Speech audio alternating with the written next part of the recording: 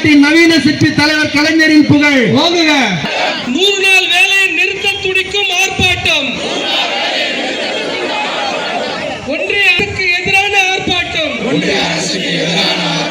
ஆர்ப்பாட்டம் இது ஆர்ப்பாட்டம், ஏழைகள் வயிற்றில் அடிக்க நினைக்கும் மோடிக்கு எதிரான ஆர்ப்பாட்டம். வருஷம் நம்ம ஏற்கனவே காங்கிரஸ் இருக்கும்போது சரி தமிழ்நாட்டிலும் 100 நாள் வேலையை ஒழுங்கா கொடுத்துட்டு இருந்தோம். இன்னைக்கு 100 நாள் வேலையுடைய நிலைமை என்ன? தோழர் இங்கே சொன்னார். சொல்லும் பொழுது 100 நாள் என்பது இப்பொழுது 70 நாள் 50 நாளாக குறைக்கப்பட்டிருக்குன்னு சொன்னார். சரியான புள்ளிவிவரம் சொல்ல வேண்டும் என்று சொன்னால் 50 நாள் கூட கிடையாது. நிறைய கிராமங்கள் இன்னைக்கு என்னுடைய அம்மா அங்க கை காமிக்கிறாங்க, இல்ல தம்பி அப்படின்றாங்க. உண்மைதான், நீங்க 30 நாள் கூட வரல, அப்படியே வந்தாலும் ஒழுங்கா கூலி கொடுக்க மாட்டேங்கிறாங்க. இதுதான் இன்றைக்கு நாட்டுடைய நிலைமை. 2 மாத காலத்திற்கு முன்னால் முதலமைச்சர் சொல்லி திராவிட முன்னேற்ற கழகத்தின் சார்பாக மாநில தழுவிய ஒரு போராட்டத்தை நடத்தணும்.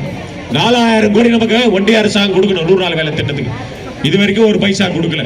இப்படி ஒரு மோசமான அரசாங்கம் ஒன்றிய அரசாங்கம் மோடி தலைமையிலே நடைபெற்றுக் கொண்டிருக்கிறது. அடுத்தது பாருங்க, என்ன சிக்கல்னு சொல்லிடுறேன் நான். ஒரு புதிய சட்டத்தை ஏற்றி இருக்கிறார்கள். என்ன சட்டம் கேட்டீங்கன்னா, அந்த சட்டத்தில் 22ஆம் ஷரத்து அதுல 4ஆம் பாகத்தில் என்ன சொல்றாங்கன்னா, ஏற்கனவே மோடி அரசாங்கம் காங்கிரஸ் அரசாங்கம் தான் மூலப்பணத்தை கொடுத்துட்டு இருந்தது.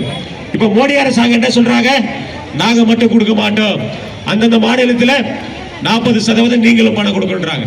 நான் கேட்கிறேன், இந்த திட்டத்தை கொண்டு வந்தது ஒன்றிய அரசாங்கம், அன்றைக்கு கலைஞருடைய ஆதரவோடு கொண்டு வந்த காங்கிரஸ் அரசாங்கம். அன்னைக்கு போடும்போது ஒன்றிய அரசாங்கம் 100% நிதி கொடுக்கணும். இன்னைக்கு மோடி வந்த பிறகு என்ன சொல்றார், இந்த சட்டத்தை மாற்றி 60 நாங்க கொடுப்போம், 40 நீங்க கொடுங்க. ஏற்கனவே நீங்களா வரி கட்டிக்கிறீங்க.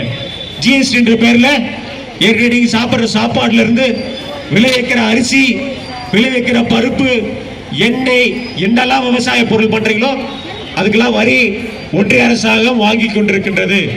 நாம தான் அதிக வரி கட்டுறோம் தமிழ்நாட்டில். ஆனால் நமக்கு திரும்ப கொடுக்கிற பணம் எவ்வளோ கொடுக்கல. நாம 1 ரூபா வரி கட்டுறோம் அப்படின்னு கேட்டா நமக்கு கொடுக்கறது 29 பைசா தான் கொடுக்குறாங்க.